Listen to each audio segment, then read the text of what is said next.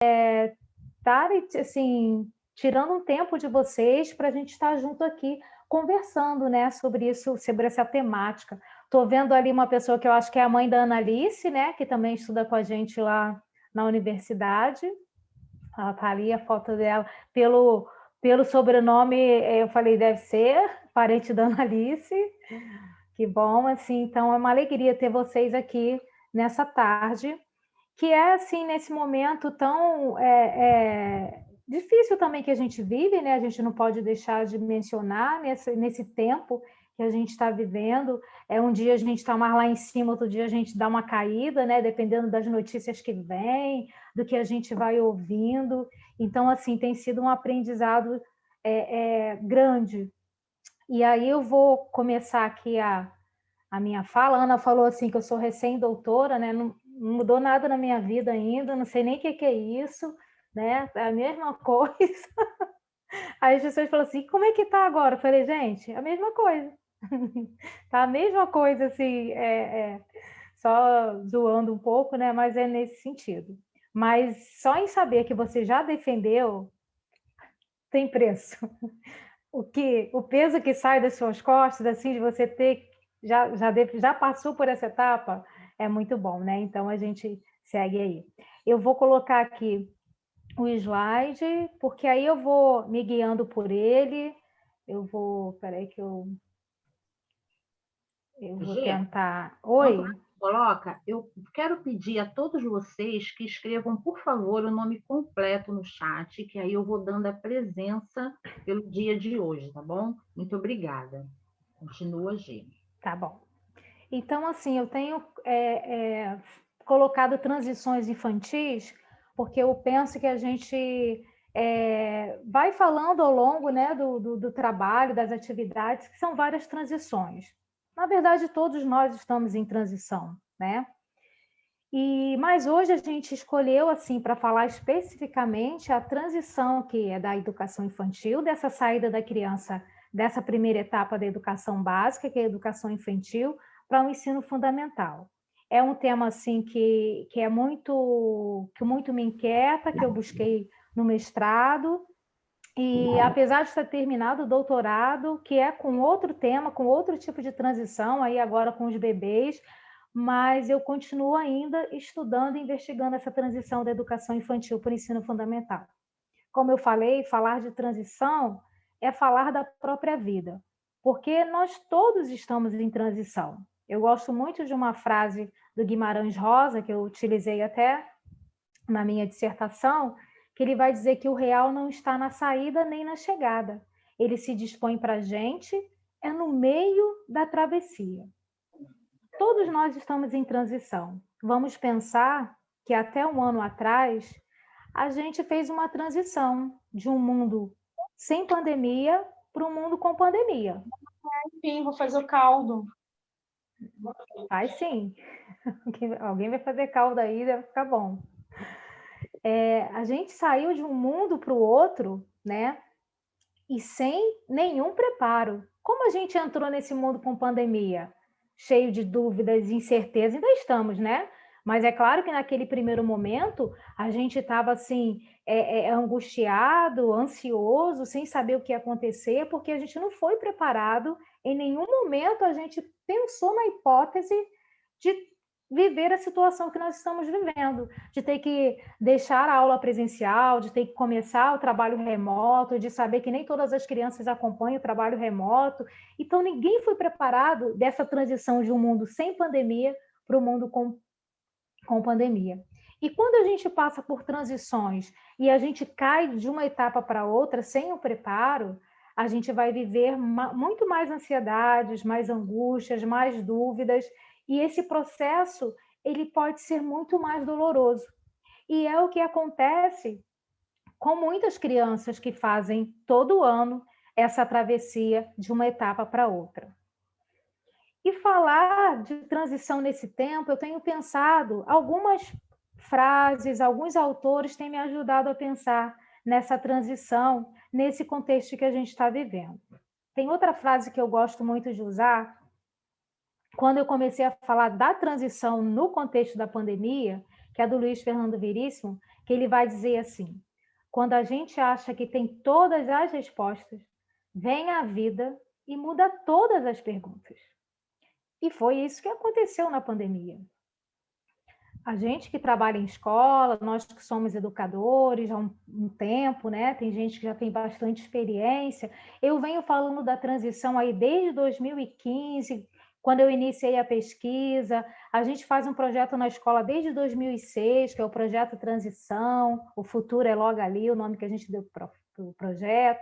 2006, 17, 18, 19. Quando chegou 2020, uma coisa que a gente já de certa forma já sabia como conduzir, como fazer, a gente teve que buscar outra resposta, porque a pergunta mudou. Como fazer a transição num contexto onde as crianças não estão presentes, onde a gente não tem as crianças na escola? Como pensar nessa transição nesse trabalho remoto, na criança que não acessa? Então, novas perguntas começaram a surgir para a gente pensar num tema que a gente já trabalhava e, de certa forma, já conhecia. É claro que a gente nunca vai ter todas as respostas, mas a vida vai sempre colocando outras perguntas, porque o mundo vai mudando, né? O mundo, ele não é, Paulo Freire vai dizer, ele está sendo. E aí, outra frase também, outro pensamento que tem me ajudado a pensar na transição, nesse momento, aí eu uso a poesia de Tiago de Mello, né, do poeta Tiago de Mello, que eu gosto bastante. Ele vai dizer assim, ó: não tem um caminho novo. O que eu tenho de novo é um jeito de caminhar. E aí eu tenho pensado na transição a partir desse viés. De repente, o que a gente vai conversar aqui, o que a gente vai falar, o que a gente vai propor, não é nada de novidade, porque os professores, você que está aqui, que já ouviu, que de repente já teve a oportunidade de me ouvir em outros momentos, né? Pessoal do Rio, com a palestra, com o livro, mas a gente está caminhando de uma maneira diferente. A gente tem um novo jeito de caminhar, porque agora nós não estamos presencialmente, pelo menos a maioria, e se estamos já presencialmente, não estamos com todos os alunos e não estamos da maneira que nós tínhamos por hábito estar com todas as crianças ao mesmo tempo, nessa interação. Então, a gente está com um novo jeito de caminhar. Então, trazendo esses pensamentos aí para nos ajudar a falar dessa questão da transição. Esse tema, ele não é novo. A transição, ela já tem aí mais de 2 décadas que a gente vem trabalhando essa questão, que já vem sendo chamado a atenção para esse momento que a criança sai dessa primeira etapa da educação básica e vai para o ensino fundamental. E em 98, olha, se a gente fizer as contas aí, a gente já vê que já tem mais de 2 décadas. O RECNEI, que era o Referencial Curricular Nacional para a Educação Infantil, ele já dizia que a passagem da educação infantil para o ensino fundamental representa um marco significativo para a criança, podendo criar ansiedades e seguranças. Isso aqui num mundo sem pandemia, sem o que a gente está vivendo agora. Já poderia criar essa ansiedade e essa insegurança. E aí, pensando nisso, a gente, quando estava fazendo a nossa pesquisa, foi necessário primeiro a gente pensar que relação é essa que a educação infantil tem com o ensino fundamental. Como essas 2 etapas se relacionam? Que concepção os professores, e aí os orientadores, coordenadores pedagógicos, porque eu primeiro fiz a pesquisa com os coordenadores pedagógicos, com aqueles que orientam os professores na escola, para saber sobre esse processo de transição, como é que era feito, o que eles pensavam sobre isso. Mas no decorrer da pesquisa também houve a necessidade de trazer aí os professores para pensar e para falar das suas práticas. Então, a gente foi ouvir o professor da educação infantil e o professor do primeiro ano do ensino fundamental. E aí, quem nos ajudou a pensar nessas relações é um autor chamado Peter Moyes, ele é o professor da Universidade de Londres e ele trabalha diversas transições. E na transição da educação infantil para o ensino fundamental, ele nos ajuda a pensar em 4 maneiras que essas duas etapas se relacionam. Então, a gente vai ver aqui rapidamente a primeira etapa. É importante porque, assim, a Flávia, na semana passada, né, minha querida orientadora, ela trouxe para a gente aí questões bem importantes sobre a concepção de infância, dessas infâncias, né? A gente vai olhar para essa infância plural, para essa criança real que a gente convive.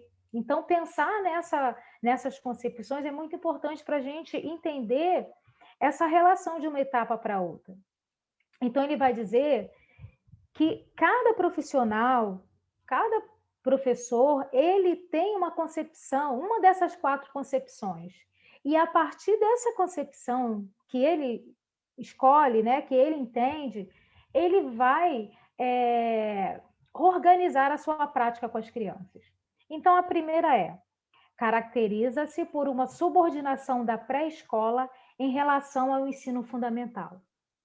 Quando eu penso que a educação infantil está a serviço do ensino fundamental, quando eu parto do princípio de que eu acho que a educação infantil prepara para o ensino fundamental. Se eu tenho essa concepção de educação infantil, as minhas práticas com as crianças, elas vão ser sempre preparatórias, elas vão ser sempre pensando no que vai vir, né? Na criança que ela vai se formar, no vir a ser, no futuro, e eu vou deixar de olhar para aquela criança ali, a especificidade daquela criança de 5 anos. Então, muitas vezes, esse processo de transição ele pode ser implicado se eu tomo a educação infantil, aqui no caso a pré-escola, porque as crianças de 4, de 5 anos que está fazendo mais essa transição, se eu vejo essa educação infantil como algo menor ao ensino fundamental. E ela não é. A educação infantil ela já tem se consolidado como uma etapa independente e ela é a primeira etapa da educação básica. Ela não é menos importante nem mais importante do que o ensino fundamental e do que o ensino médio. Ela é a primeira etapa da educação básica. Então, essa é uma concepção que a gente tem que desconstruir. A educação infantil não prepara para o ensino fundamental. É claro que se a gente falar isso, todo mundo pode falar, mas claro, isso aí é uma coisa bem lógica. Mas se a gente olhar algumas práticas, e se a gente conversar ainda com alguns professores, você vai ver que no discurso isso está muito presente, né?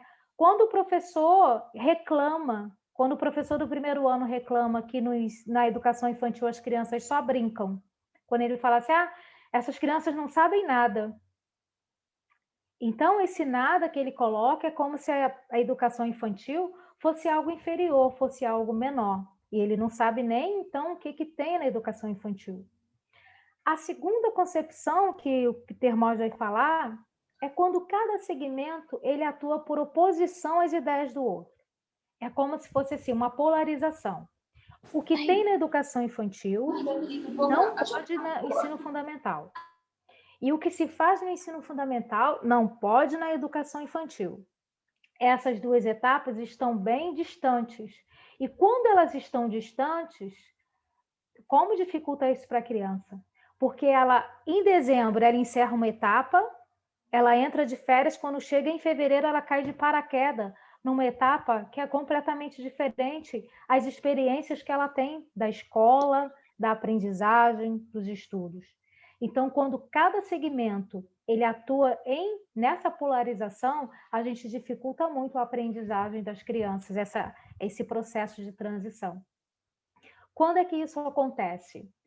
Quando o professor, pode ser até o professor da educação infantil, quando ele fala assim, ano que vem vocês vão ver, hein? Lá no ensino fundamental lá sim tem dever, lá sim tem muito conteúdo. Ele também coloca essa educação infantil aí como menor. Ele está dizendo que na educação infantil não tem conteúdo, não tem aprendizado, só vai acontecer no ano que vem. Ou então, quando o professor do primeiro ano fala para as crianças, agora acabou a brincadeira. Aqui é sério, aqui é primeiro ano.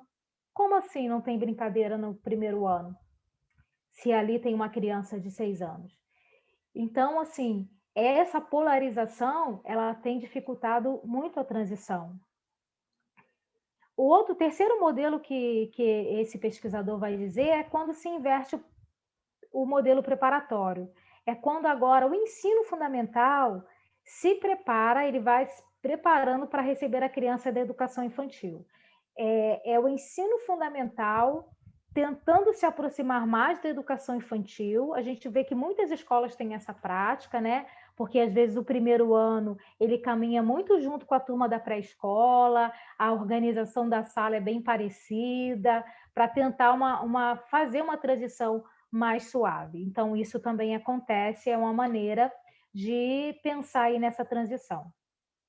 E a quarta concepção, que é a concepção que a gente defende, a gente vem falando sobre ela, vem tentando implementar ela no nosso projeto Transição nas escolas, é um espaço compartilhado entre os dois segmentos.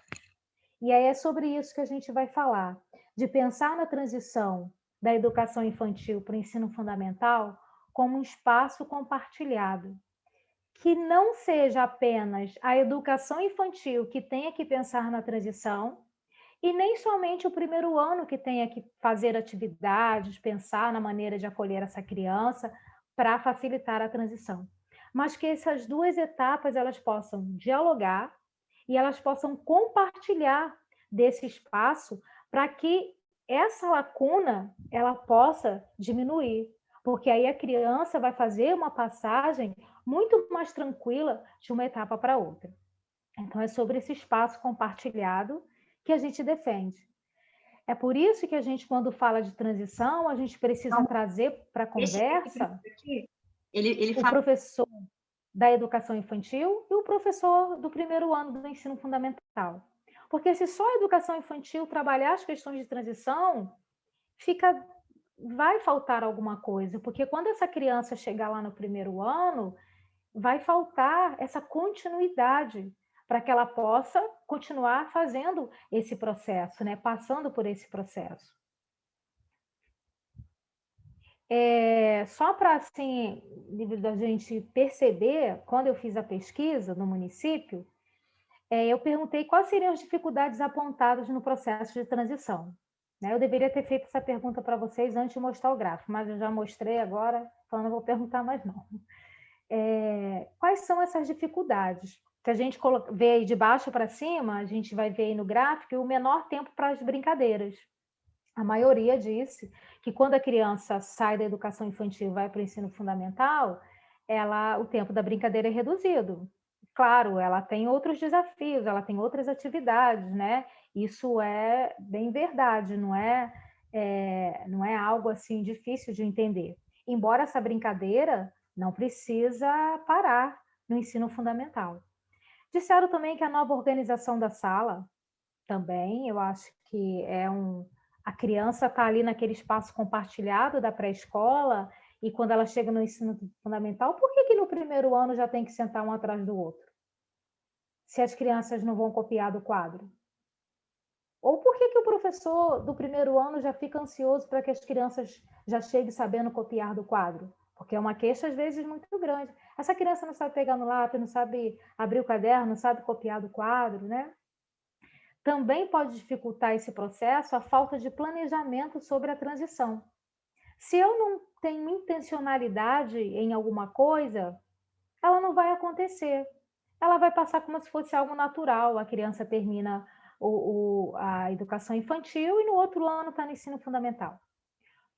Também apontaram que o currículo do primeiro ano ele pode dificultar. Sim, ele pode dificultar, principalmente se ele estiver muito distante do currículo da educação infantil. Agora a gente tem uma base aí que, de certa forma, a gente vai tentando fazer esse link, né, de uma etapa para outra. A cobrança dos pais, que é grande no primeiro ano, né, que o anseio dos pais que as crianças já leiam, já escrevam é grande. E disseram também que o professor do primeiro ano ele dificulta essa transição quando ele não acolhe essa criança de uma forma lúdica, né, com as atividades, quando ele não entende esse processo de transição. E aí eu fui perguntar que atividades intencionais eram essas que eles faziam, né? Já que muitos tinham essa intenção de trabalhar a transição, o que eles trabalhavam com as crianças? Vou colocar aqui só para a gente falar dessa primeira parte aí. Aí é de cima para baixo, a gente vai ver que a maioria eram as atividades relacionadas a letras e números na educação infantil. Então, é aquele pensamento: se eu antecipar os conteúdos do ensino fundamental na educação infantil, eu vou preparar essa criança para a transição. E a gente tem visto que isso é a última, isso é o que não deve ser feito, não é nem a última, isso é o que não deve ser feito, porque isso não prepara a criança. E a gente vai ver por quê. Aí o próprio referencial, as diretrizes curriculares, né, para a educação infantil, da educação infantil, ela vai pontuar isso, que na transição para o ensino fundamental, a proposta pedagógica deve prever formas de garantir a continuidade do processo de aprendizagem e desenvolvimento das crianças, respeitando as especificidades etárias, sem antecipação de conteúdos que serão trabalhados no ensino fundamental. Isso daqui, o professor precisa ter muito claro quando ele planeja, o professor da educação infantil. Ele precisa ter claro que a educação infantil ela não vai antecipar conteúdos. Os conteúdos que serão trabalhados no ensino fundamental, deixa para o ensino fundamental. A gente fala assim, ó, basta cada dia o seu mal, deixa que vai chegar aquele momento tenso lá para as crianças, que é um momento de novos desafios, ela está crescendo, ela vai precisar encarar novos desafios, sim, mas tem aquele momento, vai estar de acordo com a faixa etária dela. Aqui na educação infantil ainda não. E uma coisa que os professores do primeiro ano precisam entender nesse processo de transição é a continuidade do processo de aprendizagem e desenvolvimento. Porque se o professor do primeiro ano não sabe, não tem noção do que se faz na educação infantil, do que é o planejamento, do que é o objetivo da educação infantil, ele não vai dar continuidade. Ele simplesmente vai começar uma nova etapa, né? Ele vai começar a partir de um ponto que não tem essa continuidade. É como se a criança ficasse ali num buraco, num abismo, que ela ali acabou uma etapa, começou outra, e ela fica perdida. Então, precisa ter essa continuidade. O professor do primeiro ano, é importante que ele entenda que lá na educação infantil, as crianças têm direito de aprendizagem. Faltou um S aí, aprendizagens. Ele precisa pelo menos conhecer quais são esses direitos, que é de conviver, brincar, participar, explorar, expressar, conhecer. Porque essa criança que ele está recebendo é uma criança de 6 anos, que ainda precisa continuar o seu desenvolvimento integral de forma física, intelectual, social, cognitiva, todos aqueles aspectos que se desenvolvem na educação infantil, ele pode continuar, ele deve continuar no primeiro ano do ensino fundamental, nos anos iniciais. Por exemplo, o direito de conviver é um direito que, na pandemia, foi negado um pouco à criança, conviver com seus pares, né? Como ele vai conviver se ele está de uma forma remota?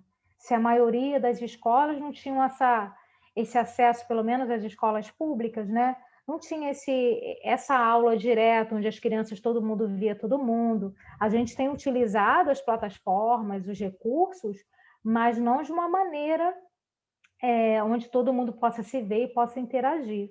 Então, é diferente.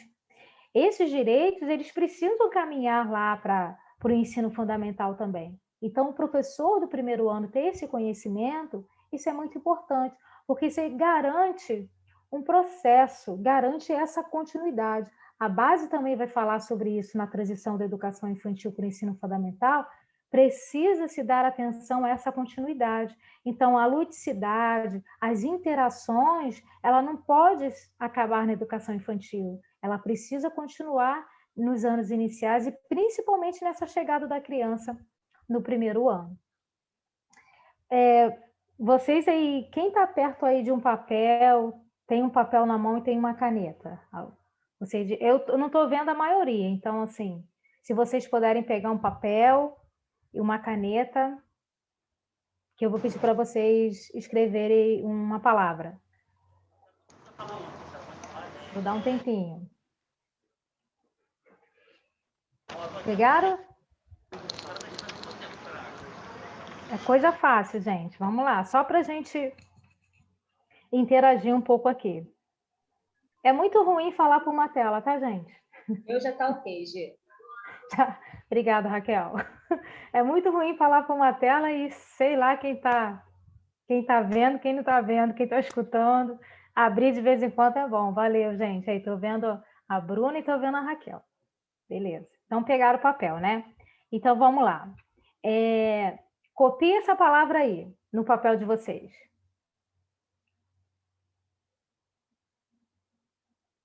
Gente, copia rápido. Sem desenhar não, amiga. Uma coisa simples dessa, não está conseguindo. Eu não consigo, não. Janete, você... Não tô conseguindo nem entender o que é. Vamos Já copiar. entendi a mensagem. Mas vamos tirar foto que eu falo hoje, não?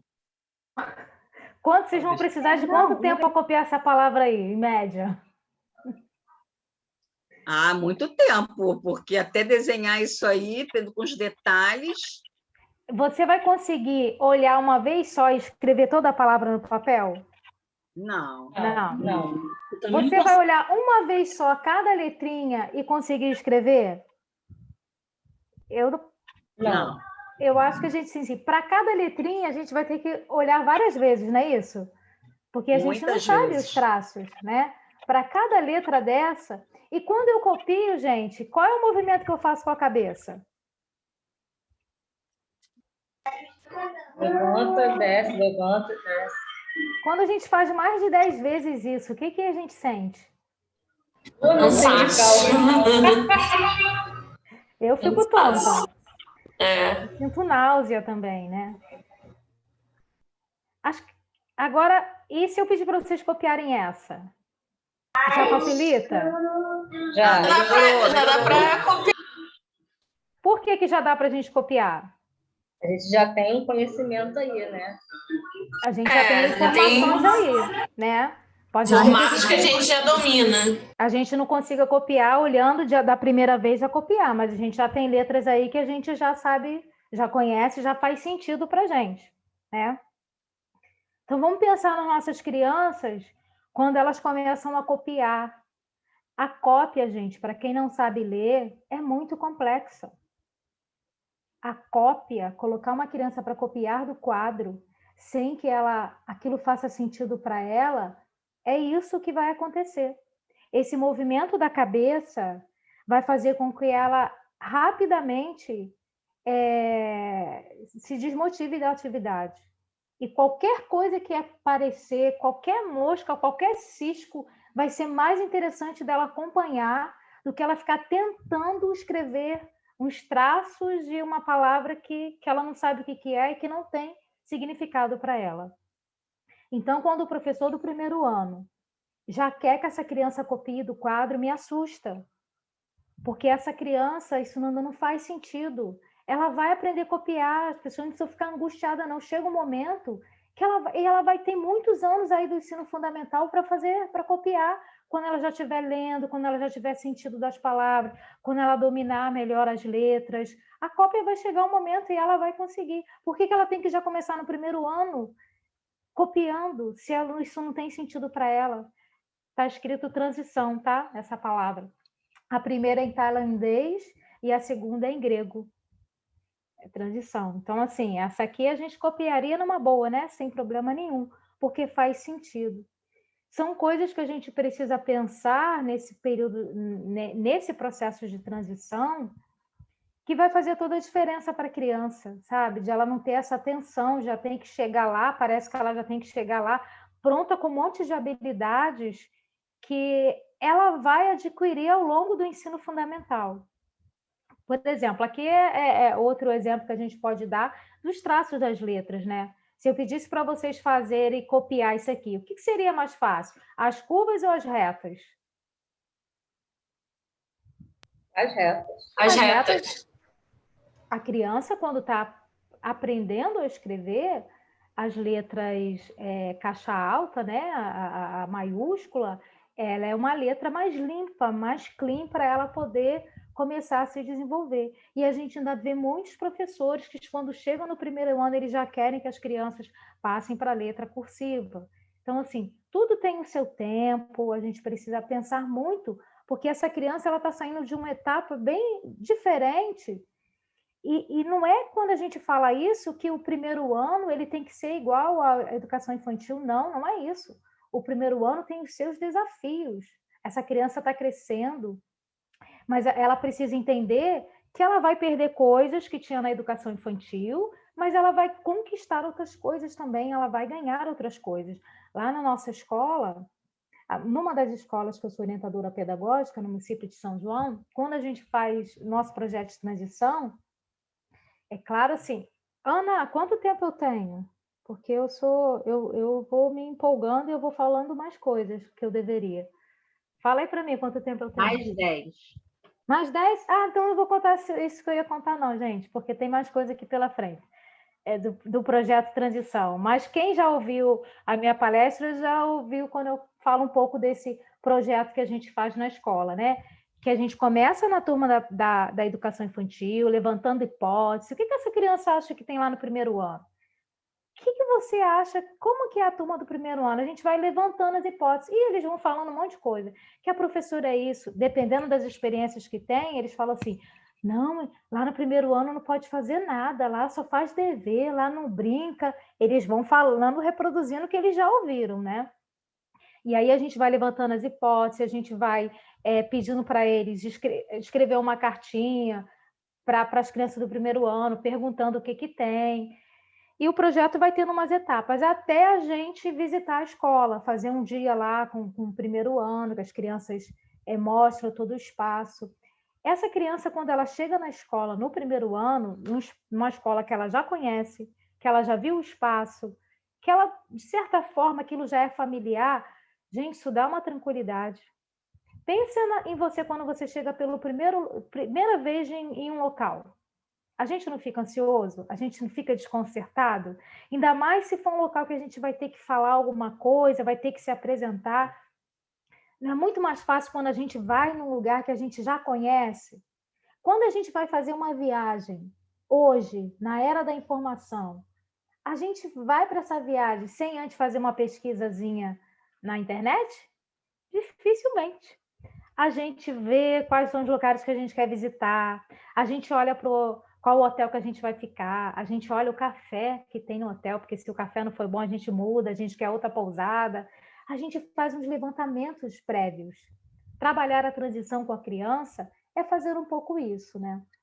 Então, vamos pensar agora na transição, mas vamos pensar no nosso contexto de pandemia, porque eu estou falando aqui da transição, dessas atividades, mas é num contexto de aulas presenciais. Vamos pensar agora aqui no nosso contexto. Eu estava lendo uma pesquisa do relatório da Unicef, e isso foi feito, esse relatório é de agosto de 2020. Ele vai dizer que 1/3 das crianças em idade escolar não teve acesso ao ensino remoto. São muitas crianças, 463 milhões de crianças que não tiveram acesso ao ensino remoto, e isso aí no Brasil, né? Não, no Brasil não, no mundo, no relatório da Unicef é no mundo. Vai dizer que dessas crianças, 70% são da educação infantil, que não tiveram acesso. E a gente até entende, porque a criança pequena, ela não tem a tecnologia, ela não tem um aparelho celular, a maioria, né? O computador não é dela, ela depende de um adulto para acessar. E 29% era dos anos iniciais, que não tiveram acesso. Mas o relatório vai dizer também que esse acesso, as que tiveram acesso, também não é garantia de aprendizagem. Por quê? Um ambiente inadequado. Muitas vezes o espaço da casa, as pessoas dentro de casa, não tinha silêncio, as distrações, né? Gente, meus brinquedos estão do meu lado. E eles são muito mais interessantes do que olhar, até porque o computador para criança, o celular para criança, antes da pandemia, era sinônimo de prazer e diversão. Era onde ele jogava, ele via o vídeo que ele queria. Agora não, passou a ser um instrumento de necessidade, né? Que ele vai precisar, que ele tem que ficar lá olhando, pegando as atividades, interagindo com alguém. Então muda um pouco essa concepção. A falta de apoio, acompanhamento de um adulto, isso realmente dificultou muito, né? Na nossa escola, a gente fez um levantamento. Na escola, a Raquel também trabalha nessa escola onde eu atuo, e a gente fez o levantamento e assim, 30% das crianças acompanharam efetivamente as atividades diárias. 30%. Vamos dizer assim que mais umas 30% esporadicamente, e 40% não acompanharam, praticamente. E não tinha um aparelho, não tinha tecnologia, às vezes o pai tinha um celular, ou a mãe, mas que passava o dia no trabalho, e aí quando chegava em casa à noite não tinha como fazer atividade, muitas vezes não fazia atividade, e às vezes esse aparelho não tinha acesso à internet. Era pouco acesso. Os que tinham, às vezes, o acesso, os dados, né, não era compatível para se abrir um vídeo para a criança poder assistir. Então, tem N situações aqui, imbricadas aqui nesses dados aqui. Algumas tarefas domésticas que as crianças têm que fazer, né? A gente em casa, por exemplo, uma coisa é você estar no local de trabalho. A louça tem que lavar, mas você está no seu local de trabalho. A roupa tem que fazer alguma coisa, mas você está lá no seu local de trabalho.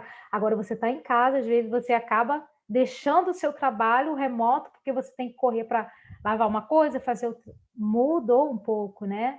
Então, isso tudo a gente pensa nesse contexto agora das nossas crianças.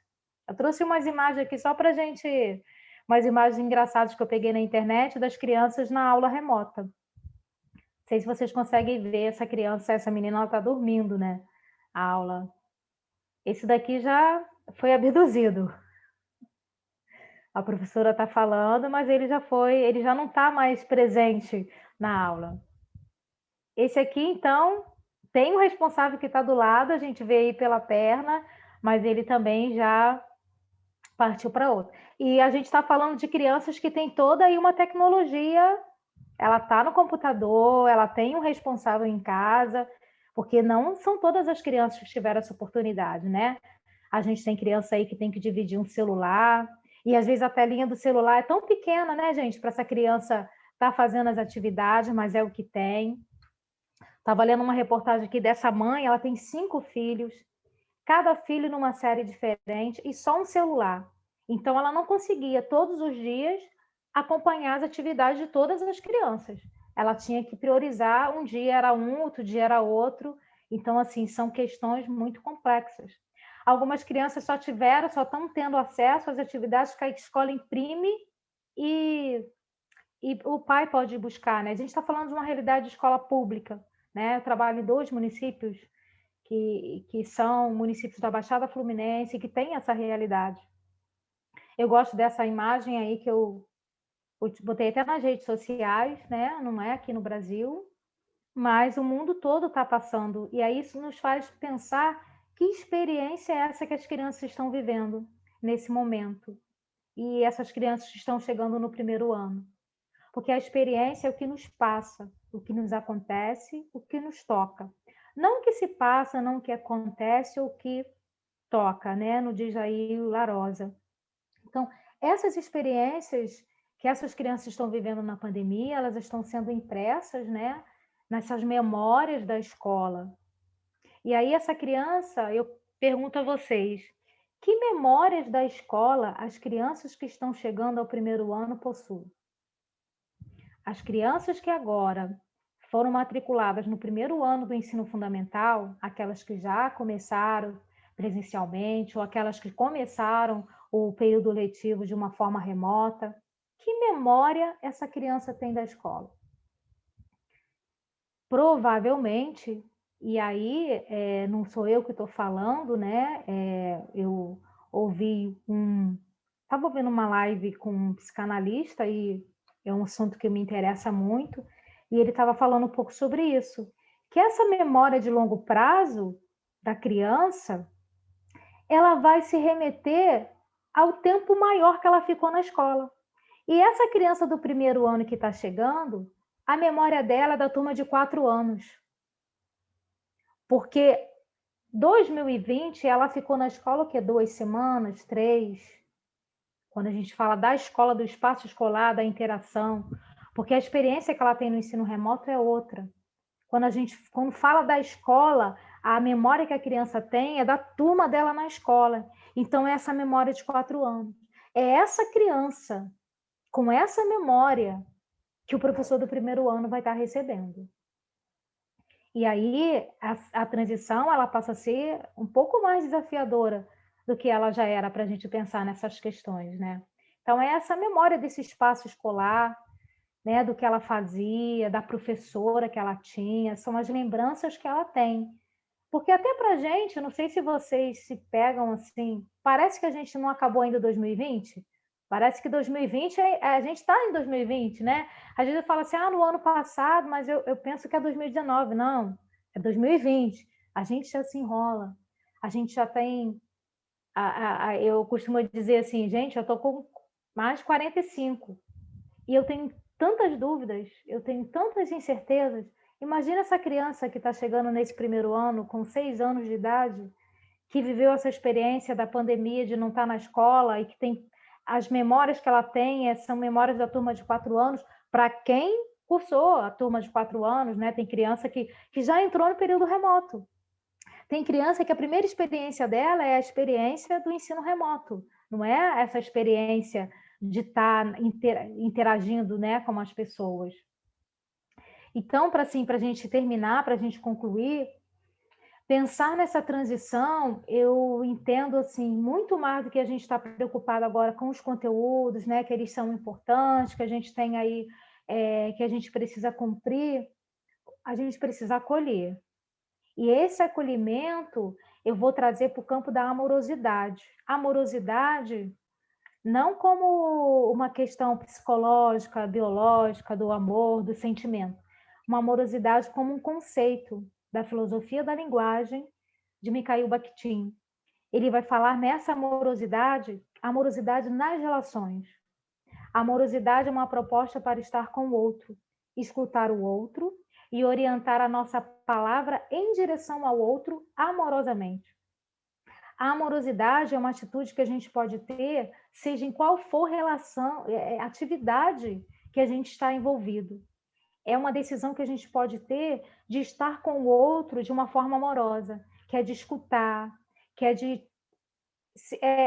prestar atenção no outro, né? Então, quando a gente fala em amorosidade, e aí eu estou falando diretamente agora para os professores, é claro, para todos os professores que já estão acolhendo seus alunos, e que aqueles que estão recebendo essa criança nesse processo de transição, quando a gente fala em amorosidade, a gente fala em empatia, que é sentir com o outro, que é compreender os sentimentos, ideias e ações de outra pessoa, né? Eu gosto dessa charge aí, desse quadrinho, que o elefante ele faz um movimento aí para tentar ver as coisas do ponto de vista da girafa.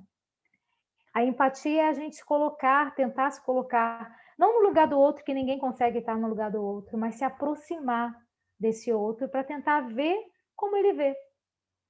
Eu, enquanto profissional, eu preciso ter empatia com essas famílias, porque nesse processo, compreender o que essas famílias estão vivendo, como é que o meu aluno está chegando, né? O que ele viveu nesse período. Então, eu preciso me aproximar, eu preciso fazer esse esforço. E também requer escuta, né? A amorosidade, como um conceito aí de trazer para as relações, ela precisa de escuta. E escutar não é ouvir. Nós ouvimos muitas vozes. Escutar é estar disponível ao outro, é acolher o outro, voltar a atenção para ele, escutá-lo para além das palavras.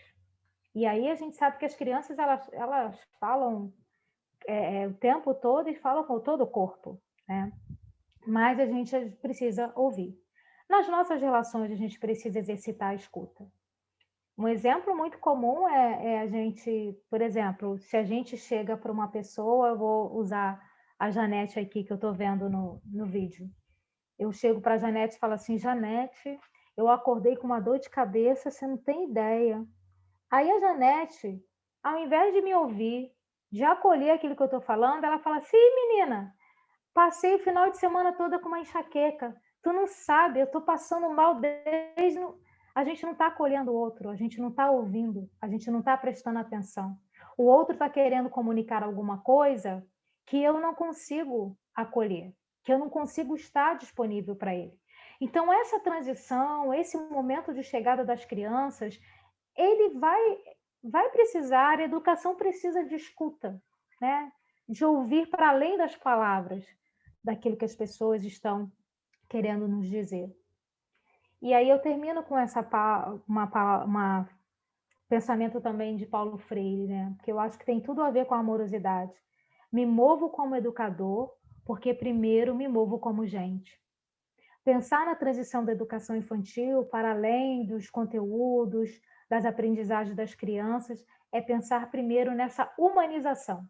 Pensar primeiro nesse acolhimento, nessa amorosidade e nessa escuta. Quando a gente se coloca nesse lugar, a gente já está, assim, dando um passo muito importante para ouvir essa criança, para não desprezar os saberes que essa criança traz, porque ela traz muitos saberes, né? Ainda mais ela criança que frequentou a educação infantil, ou se ela não frequentou, ela já tem uma vivência e ela já viveu experiências. Então, é acolher esses saberes das crianças e dar continuidade aos novos desafios.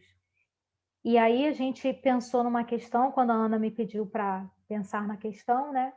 De tudo isso que deu tempo para eu falar, tem muitas outras coisas que a gente poderia estar detalhando, mas aqui é só uma conversa inicial mesmo, é só um cafezinho, né? Um bate-papo para a gente pensar e cada um buscar aprofundar.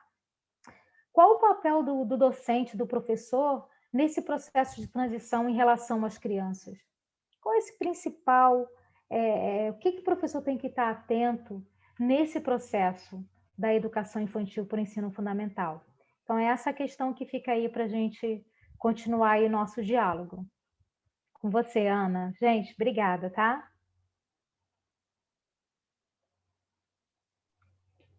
Que delícia te ouvir, Gê. Muito bom. Ficaria aqui até amanhã te ouvindo. Gê, não Eu quer vou- colocar eu tô- seu último slide? Além- Oi? Seu último slide de contato? Isso, que passou tão Esse aqui. rapidinho. Ah, tá. E tem um livro. Deixa eu falar para vocês, ok. Do Isso. livro, esse aqui é a primeira edição. E esse aqui é a segunda edição.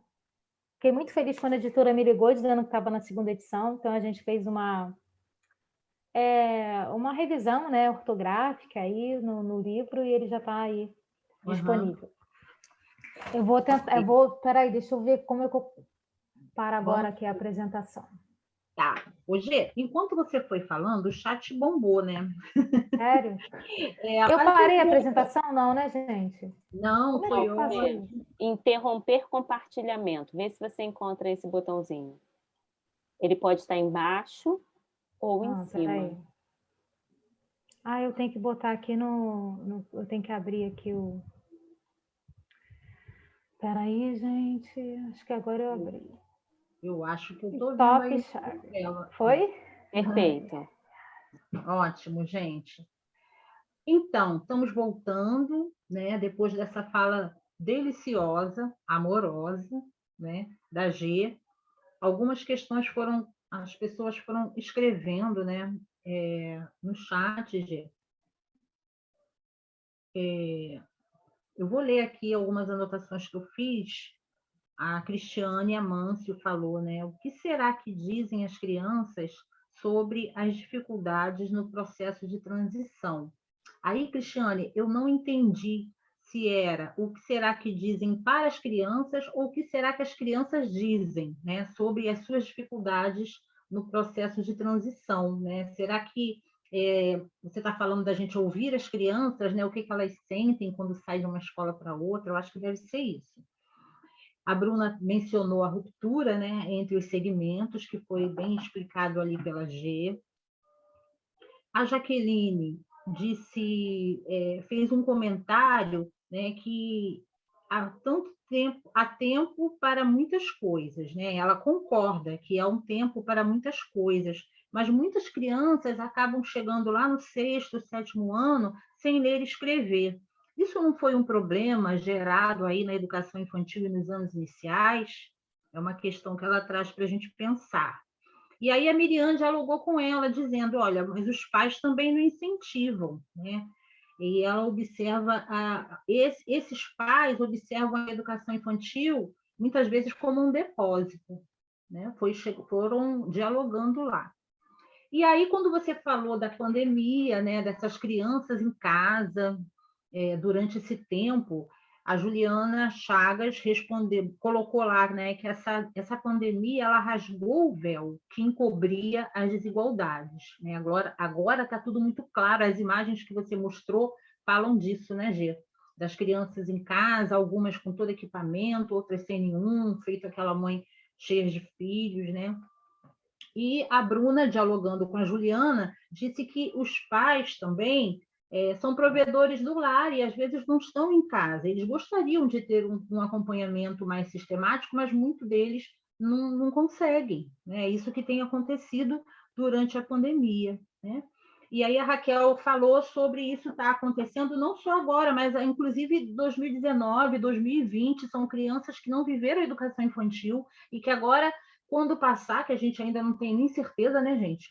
Quando é que volta e tudo mais, estão chegando para nós crianças no ensino fundamental que nem viveram direito, né? E que ruptura deve ser essa, então, né? Tão pior quanto as que viveram.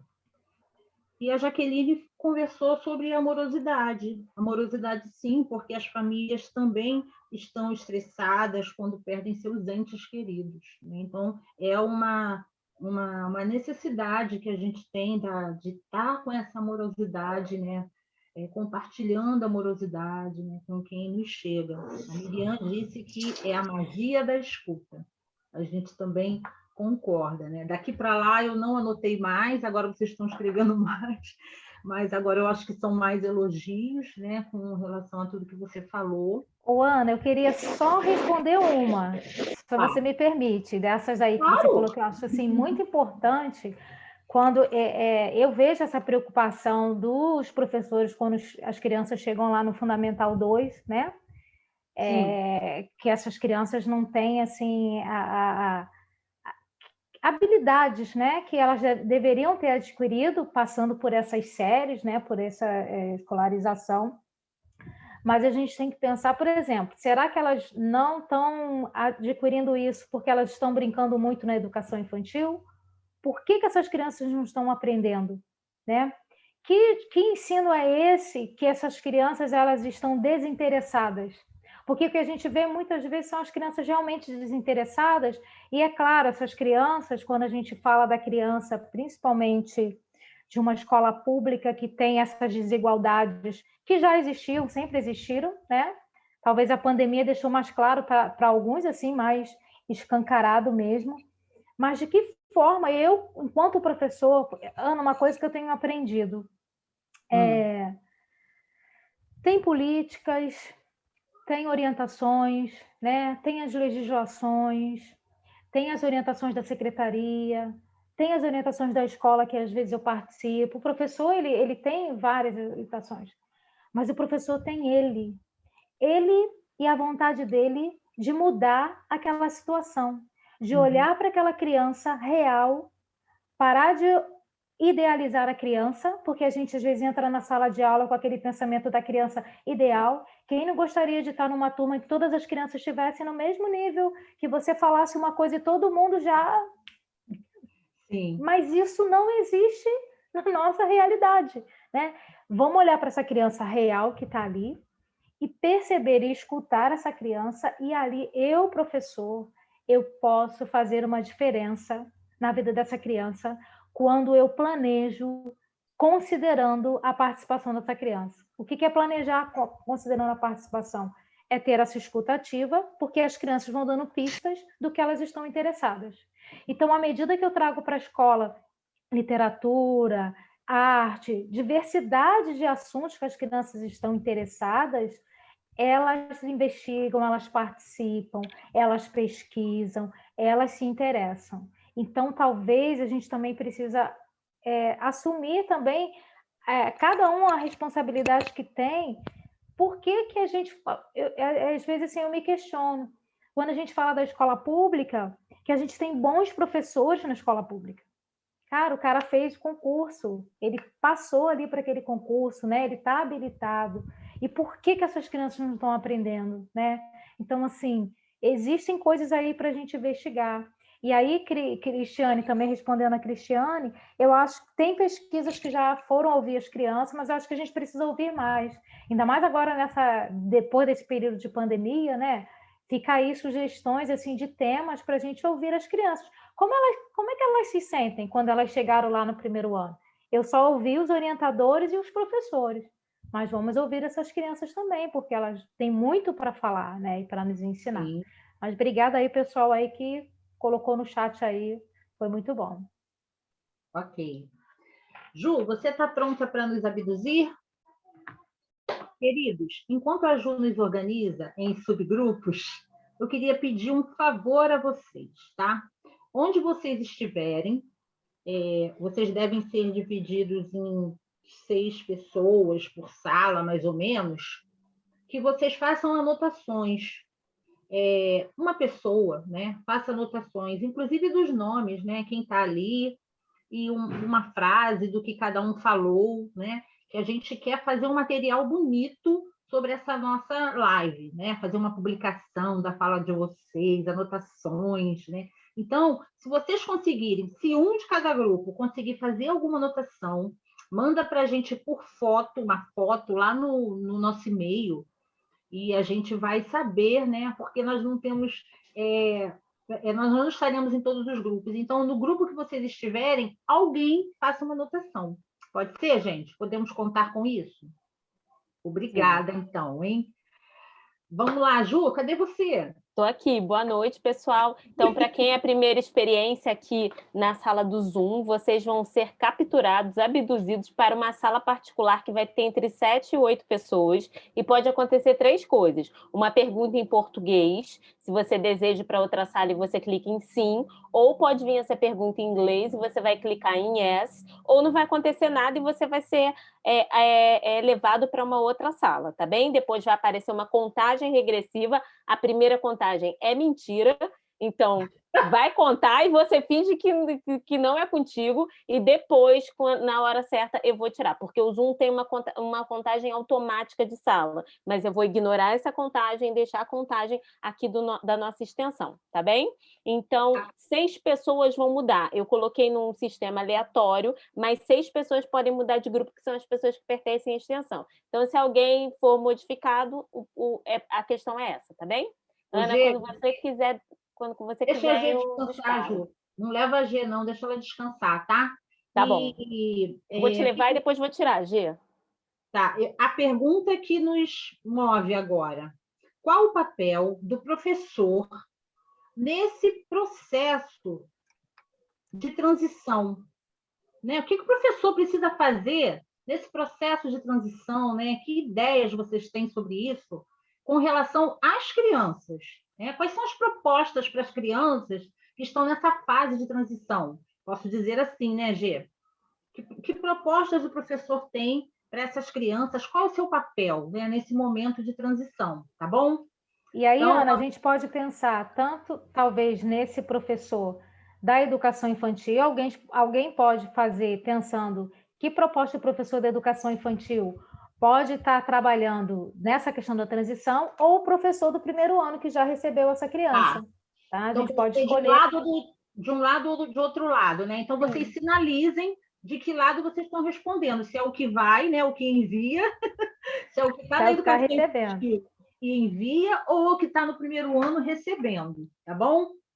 Queridos, bye bye. Eu preciso que o Jonathan me diga qual é o Jonathan, porque eu tenho 2, e aí eu não marquei qual é o Jonathan, depois escreve o nome completo. Bye bye. Bye, bye. Depois voltem para cá.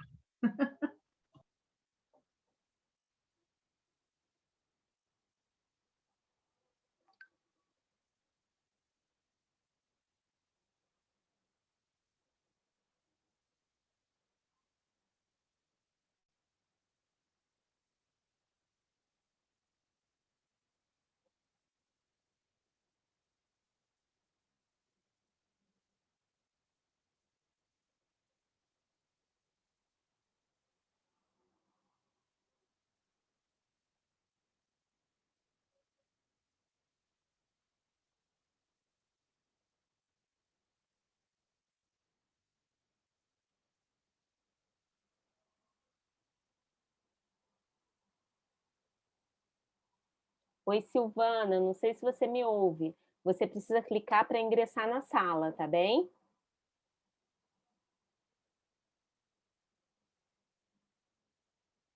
Tá bom.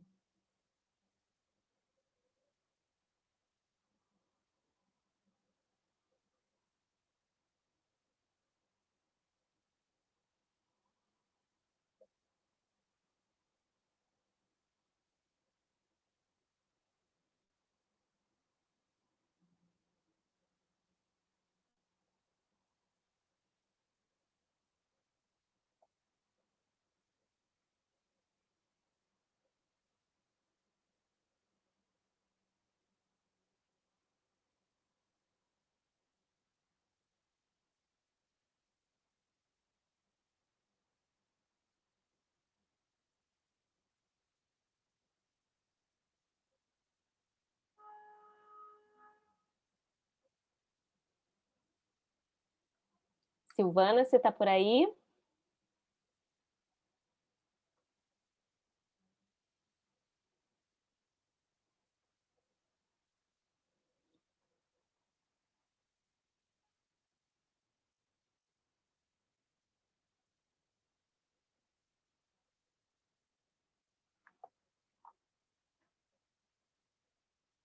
Márcia, Mariana.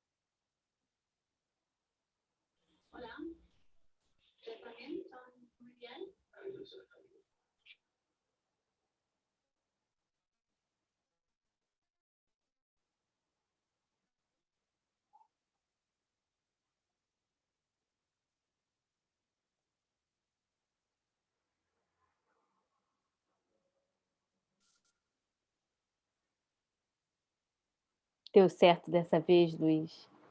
Ih, deu certo, voltei. E o pessoal tava voltando ainda lá. Eu voltei, eu saí do grupo, mas consegui. Dessa vez foi tranquilo, para ir e para voltar. Foi. Na outra eu fiquei muito nervosa. Ah, foi você que errou alguma coisa?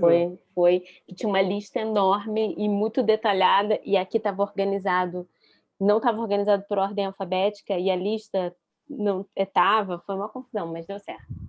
Ah, agora... Ok. Foi só o tempo de falar, a gente já vai para lá e a gente veio. Foi mesmo, abduzidas. Foi do grupo da Mari, e a Mari pediu mais um minutinho, e eu olhando aqui, aí avisei. Toda hora, me dá mais um minuto, me dá mais um minuto, me dá mais um minuto. Aí eu, meu Deus, meu Deus. Olha, pessoal, no meu grupo, nós ficamos sem ouvir duas pessoas que queriam muito falar. Aí a gente foi abduzidas. Eu combinei com elas que elas mandam um e-mail escrevendo o que elas desejavam falar e não deu tempo, tá? Eu não sei se a gente tem que reprogramar a nossa formação ampliando o tempo. O Luiz já tinha me dado essa ideia semana passada, né? Fala, semana passada não, no dia 7, quando foi o da Flávia, o Luiz falou, Ana, não é uma formação para o tempo que você organizou, deveria ser 3 horas. Eu não sei se a gente faz isso, a gente vai conversar com a equipe, né? Porque a gente perde o diálogo, né? A gente perde um momento precioso, né? A G colocou muita coisa na nossa cabeça e a gente quer dialogar, e aí a gente perde. Então, nós vamos rever mesmo, tá? Para outra semana. Mas e agora, né? Agora, a gente tem um representante de cada grupo para falar rapidamente sobre como foi? Eu posso falar. Vai lá. Eu vou falar logo, porque minha filha estava gritando, querendo pão já, quando estava acabando a reunião, então eu preciso falar logo. Só um minutinho, Mari. Antes de você falar, a Glória está com uma dificuldade aqui de atualizar. Isso mesmo, aperta o botão F5, por favor, Glória.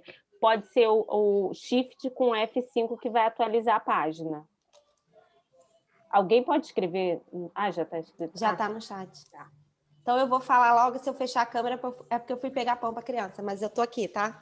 Então, vamos lá. A gente estávamos, eu, Paula, a Glória, a Deise, Luana, a Alice, e aí a gente discutiu dessa importância da gente... Oi, Glória, você está aqui com a gente? Sim, perfeito. Estão me ouvindo? Sim. Não estou escutando vocês. Não? Então, aí a gente começou discutindo sobre essa questão da educação infantil e o ensino fundamental, eles terem currículos completamente diferentes, né? Então, já parte aí desse pressuposto que muitas vezes o primeiro ano não vai entender o que está acontecendo na educação infantil, até porque eles seguem currículos diferentes, né? Uns vão falar de direitos de aprendizagem, outro vai falar de habilidades, então a gente já tem aí concepções de infância e criança que são completamente diferentes, né? A gente falou sobre a possibilidade de aprender brincando no primeiro ano, né? Alfabetizar brincando, sendo possível. Tivemos também a questão para a gente sugerir que a criança da pré-escola possa conhecer a escola que ela vai no primeiro ano, conhecer as crianças até de uma outra unidade, de preferência a unidade que ela irá. Fazer as brincadeiras no primeiro ano como realmente um processo de aprendizagem. A gente falou dessa integração entre a educação infantil e o primeiro ano, com essa troca de experiências e eventos que possam culminar com os dois segmentos, e a importância dos coordenadores, né, nessa mediação, né, ainda mais em unidades que têm pré-escola e primeiro ano, o papel fundamental dos coordenadores pedagógicos, né? E a transição, foi muito legal, para fechar, a transição tem relação com as nossas concepções de criança e infância, né? E a importância desse planejamento pensado com as crianças, de forma dialógica, com as famílias e os profissionais que são seus pares. Então, esse foi mais ou menos o que a gente resumiu. Se alguém quiser completar, eu vou dar pão para a criança, porque senão ela não vai parar de miar. Já volto, beijo. Obrigada, Mari. Rebeca, você vai ganhar pãozinho. E agora, mais um grupo para falar, por favor. Mais um grupo. Luiz, tu manda para o meu zap, eu não consigo copiar daqui. Posso falar, meninas? Pode, Janete. No nosso grupo tinha o Jonathan, a Miriam e o bebê, Simone, Bruna, Márcia, eu e Raquel. A gente acabou que não dividiu, assim, professor do primeiro pro infantil para o primeiro ou primeiro para o infantil. A gente acabou vislumbrando como um todo, né?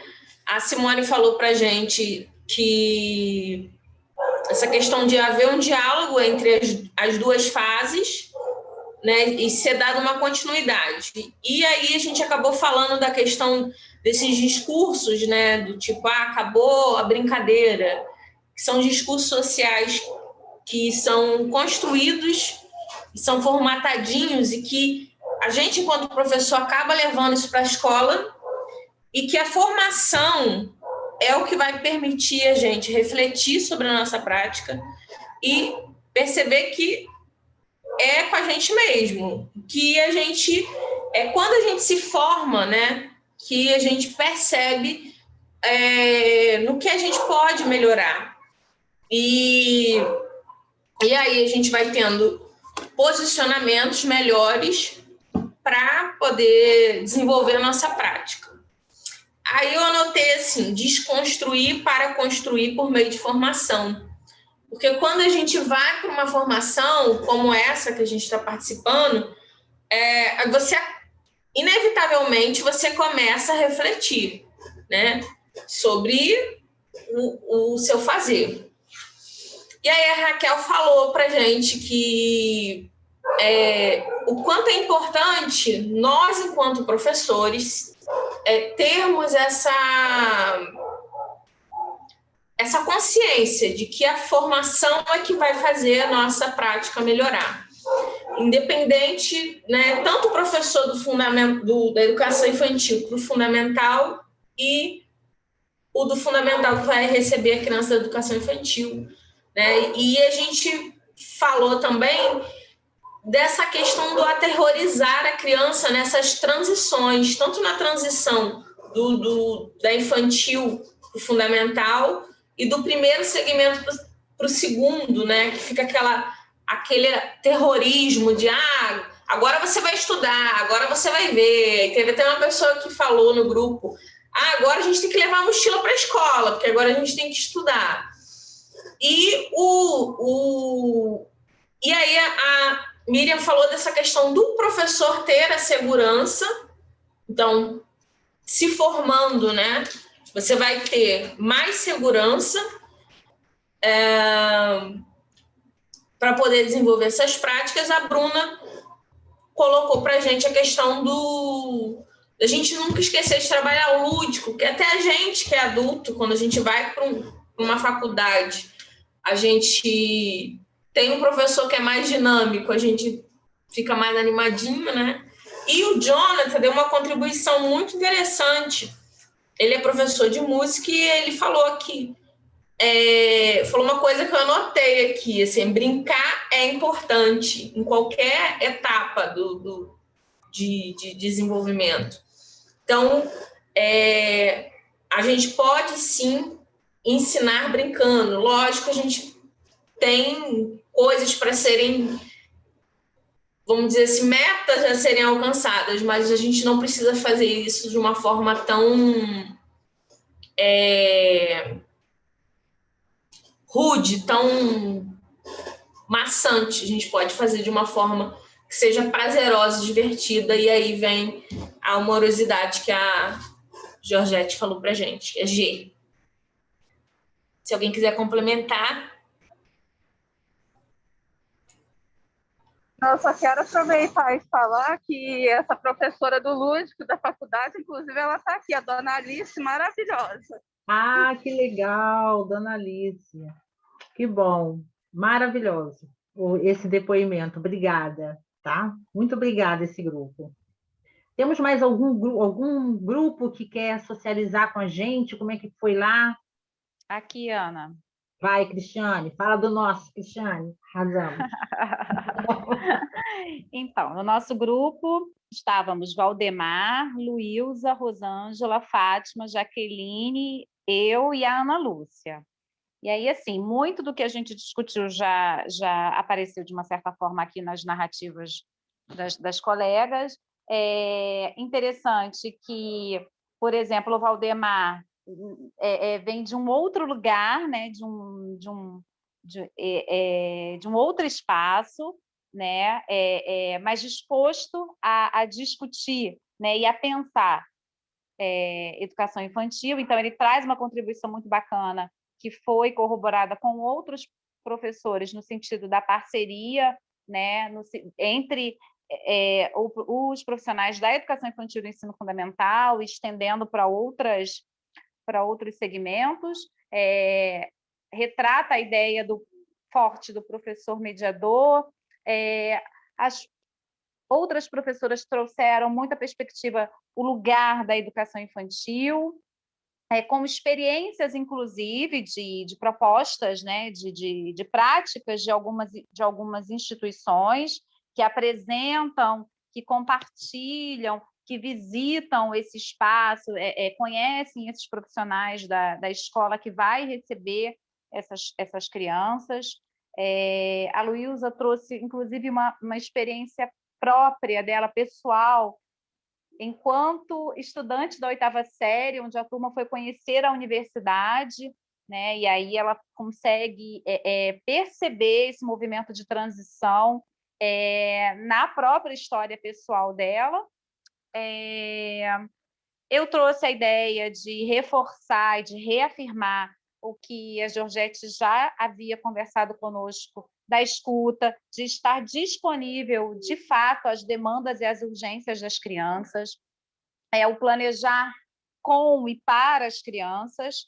E aí, por isso que eu até reafirmei a pergunta que eu tinha feito com relação à importância de se escutar as crianças com relação às próprias dificuldades nesse processo de transição, né? Que a G traz um gráfico, um recorte da pesquisa dela, de uma escuta aos professores. E aí eu penso enquanto regentes, né? Enquanto gestores de espaços escolares, coordenadores pedagógicos, de também ouvir mais do que nunca, principalmente nesse contexto pandêmico, que as crianças têm tanto a dizer e muitas das vezes não estão conseguindo dizer. Então, o que elas dizem sobre essas dificuldades, o que elas apontam, de uma certa forma, como sendo uma dificuldade? Será que o que a criança enxerga como dificuldade nesse processo é a mesma dificuldade apontada pelo professor? Se não for, o que a gente pode fazer com relação a isso? O que a gente promove a partir dessa escuta aos docentes, a partir dessa escuta às crianças? O que os gestores pensam sobre transição? A gente sabe que tem um papel muito importante também no que eles pensam, no que eles concebem como transição. Enfim, é uma discussão, é um debate para toda uma rede, para toda uma instituição. Acho que eu falei tudo, né? Bom, se eu esqueci alguma coisa, vocês, por favor, façam a intervenção. No seu grupo aí, quando você falou assim, eu estou vendo aqui esse nome, Valdemar Alves, ele não é da educação, então era que eu estava pensando, é um amigo aí bem antigo. É você mesmo, Valdemar? Está tão quietinho aí? Ele falou que é doutorando em educação. Eu falei que não era da educação, eu falei errado. Ele é doutorando em educação e está fazendo pedagogia também. Está fazendo pedagogia. Então, meu padrinho de casamento. Eu também sou madrinha de casamento dele. Oi, Gê. Boa noite, Gê. Oi, Valdemar. Sou eu mesmo. Que bom te encontrar aqui. Eu estou muito feliz aí em aprender com você, com todo mundo que está aí. Estou aprendendo muito nessa área, estou começando agora e quero aprender muito mais com vocês. Quem sabe um dia dar uma palestra também, né? Quem Isso sabe? aí. Se Deus quiser. Obrigado. Obrigada a você. Obrigada. Vamos lá, mais um grupo. O Luiz escreveu tudo lá, né, no chat. Não sei se quer falar, alguém do seu grupo quer falar. Eu vou ver se alguém quer falar do grupo, né? Quem gostaria? Ai, Luiz, acho que você pode falar. Por mim, não me apoia, não. Eu vou falar assim, a gente decidiu fazer uma conversa, a gente postou aí no chat, então, tá? Aí a gente foi partilhando um pouco das experiências, do que a gente viveu, e tem umas falas, né, que até revelam um pouco, né, da perplexidade que a gente tem de algumas compreensões, né? A Juliana até chamou a atenção que para uma ideia que a gente não sabe nem se é uma cultura, né, Juliana? Mas assim, uma naturalização, existem algumas questões ligadas tanto à educação infantil, essas transições, né, do fundamental 1 para o 2, da educação infantil para o fundamental, e de concepções de colegas também, né, professores e professoras ou famílias que tenham com professoras da educação infantil ou do ensino fundamental. Então, são frases de experiências nossas, né, das nossas práticas docentes. E as propostas que a gente pensou, né, a partir das perguntas, elas estão ligadas à fundamentação, né, leitura nos documentos que regem a educação infantil. Eu fiquei pensando aqui que a gente podia até colocar encontros formativos, lives, né? A Juliana participou de uma live com a Vera Vasconcelos, né, pelo CAP da FRJ, eu acho, não foi, Juliana? Esqueci o nome do núcleo, que é da Vera Vasconcelos, NIEP. Eu esqueci o nome do núcleo. Neipe. Aí a Juliana também participou dessa live, a gente podia até ter colocado aqui, né? A valorização do trabalho docente, eu acho que a Carla, que é professora da rede municipal, já é aposentada, tem experiência, a Carla falou um pouco sobre isso também, né? Além da explicação dos projetos que a gente tem, e essa explicação dos projetos está ligada ao próximo tópico, que é o diálogo família-escola, né? A gente precisa fazer esse diálogo na relação família-escola, e aí eu acho que nem só na educação infantil, e aí serve para os dois, né? Não só a educação infantil, como o ensino fundamental, acho que serve para tudo, né? Diálogo família-escola é um tema muito importante também da profissão docente. Ter uma escuta e um olhar sensível, e Ai, cadê ela? Cadê ela? Não está aqui, gente. Eu não estou conseguindo enxergar, desculpa. Acho que foi a Carla, falou da experiência do filho, né? Que no primeiro ano o filho tem prova, e que alguns... Não, foi a Carla, não. Foi a... Eu confundi. Carol. Acho que é Júlia. Foi Carol que falou. Foi a Carol, desculpa, que eu estou tentando achar aqui. A Carol falou que o filho dela está no primeiro ano, né? Então a professora de educação infantil falava: no primeiro ano a professora não vai deixar você no banheiro, no primeiro ano vai ter prova. Então, assim, esses medos, né, que alguns colegas fazem de um ano para o outro, né? Então, a valorização de ter um olhar e uma escuta sensível. E a professora conversar com as crianças, né? E aí a Georgette estava no nosso grupo, ela falou algo que é bem interessante, no sentido de desconstruir medos, né? De fazer aproximações. Então, as crianças do primeiro ano fazerem cartas para as crianças da educação infantil, as crianças do primeiro ano gravarem um vídeo de como é a escola, da gente criar projetos, assim, mesmo em escolas diferentes, né? Projetos que façam essa transição de forma muito mais humana, acolhedora. E a experiência que a Georgette trouxe não era nem da mesma escola, né? Porque, sendo da mesma escola, na escola que tem educação infantil fundamental, é muito mais tranquilo nesse sentido, né? De criar esse diálogo, mostrar os espaços, mostrar o ambiente. Eu acho que seria um bom projeto, né, inclusive. Eu acho que é isso, pessoal. Não sei se tem mais alguma coisa, o grupo aí. A gente ficou no grupo com a Georgette, se ela quiser falar. Não, acho que você falou tudo aí quando eu falei desse projeto, do que a gente faz da transição. Quando não estava na pandemia, a gente levava as crianças à escola do bairro, que era do primeiro ano, que a maioria ia para essa escola. Esse ano a gente propôs ao diretor dessa escola do primeiro ano, equipe pedagógica, que fizesse vídeo dos espaços e mandasse para a gente, né? Para a gente poder mostrar às crianças. Então, a gente montou vídeos, fotos da escola, se comunicou também. Eu vi pessoas, numa outra live que eu fiz, e acho que foi para o Rio, com o pessoal não sei se foi a quarta CRE ou a sexta, com a Andréia, e aí tinha uma pessoa também de uma escola particular, e depois ela comentou comigo que ela convidou, ela era professora de educação infantil, da turma de 5 anos, de uma escola particular, então, assim, eles tinham o horário da aula deles com as crianças conectadas, aí ela convidou a professora do primeiro ano da mesma escola, que as crianças iam para o ano que vem, para participar de uma aula dela, para ela apresentar a professora conversar com as crianças. Então, assim, se a gente parar para pensar, existem coisas que para a gente pode ser bem simplória, mas que é de uma grandeza para a criança que vai estar ali conhecendo a professora dela do próximo ano, né? Então, assim, são pequenos gestos que a gente pode aí aproximar mais nesse processo de transição. Sim. Nós terminamos com os grupos, né? Eu quero pedir desculpas ao nosso tempo, né? A quem não conseguiu falar, não falar tudo o que tinha para dizer, né? Às vezes a gente cortou algumas falas, isso é muito ruim, principalmente numa proposta da nossa formação. Então, nós vamos rever em relação ao nosso tempo e, finalizando, eu quero só agradecer mesmo, viu? Uma participação maravilhosa de vocês, né? Nós estávamos hoje temerosos por conta do dia chuvoso e que deixa nosso sinal de internet instável, né? Mas houve alguns eventos aí, estou lendo a Silvana dizer que teve problemas, e certamente para outras pessoas também, né? Mas ainda assim a gente conseguiu garantir a fala da G, né? Que reservou o dia de hoje. Vou pedir aos que anotaram, né? Que tragam, mandem para a gente por e-mail, se não for nenhum da nossa equipe, que mande para a gente porque a gente quer guardar essas falas de vocês, para nós é muito importante, né? A gente ainda não sabe o que vai fazer com elas.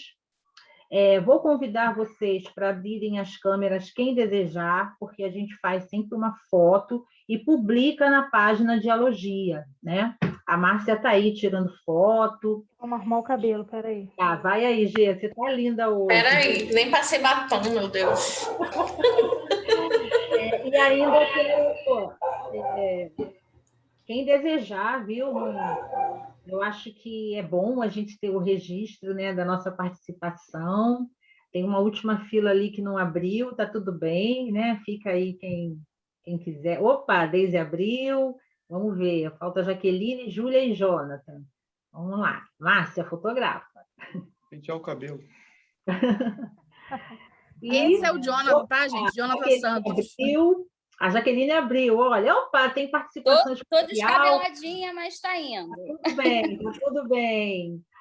Muito obrigada. E uma fala final da G, assim, agradecendo muito, muito. G, eu sabia que ia ser bom, tá? Eu sabia, porque eu já conheço a pesquisa da G, o trabalho dela, eu já sabia, e não é à toa que a gente convidou, né?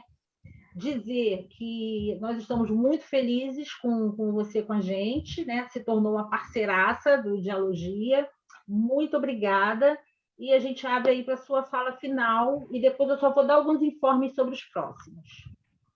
Eu aqui agradeço, Ana, e o convite, né, de vocês, dessa equipe, para poder participar, também aprendendo com as lives e podendo compartilhar um pouco, né, do nosso estudo.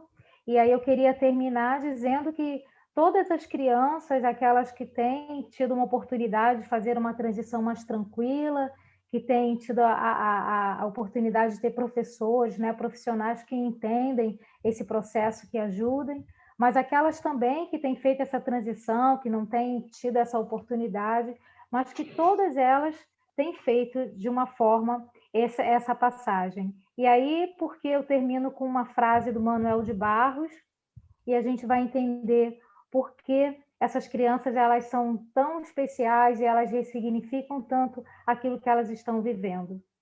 Ele vai dizer assim, que quem anda no trilho é trem de ferro, sou água que corre entre pedras, liberdade caça jeito.